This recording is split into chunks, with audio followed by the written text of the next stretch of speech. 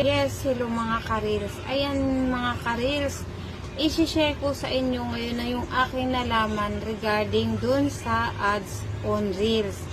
Kasi nga mga ka-reels, yung mga nagtataka kasi ako kung bakit yung mga na-invite ni Meta sa mga ads on reels ay yung mga maliliit lang ang views. Meron nga akong kakilala na ang views, ang ano lang niya, ang followers lang niya ay mga 3.5 something, mga 1.7 something lang ang kanilang mga followers. Pero ito mga ka-reels, ang good news na i-invite sila sa ads on reels.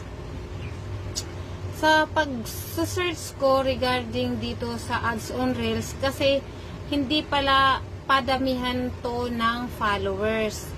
Ibig sabihin kasi nito, ang namimili kasi or ang nag-i-invite talaga ng ads on reels ay si Meta. Ngayon sa pag-search ko kung bakit sila or nanonood ako sa mga kapwa, mga digital creator, kung bakit sila na-invite ng ads on reels. Ayan, tapos tinitingnan ko yung kanilang mga views. Hindi naman kalakihan, meron ngang iba mga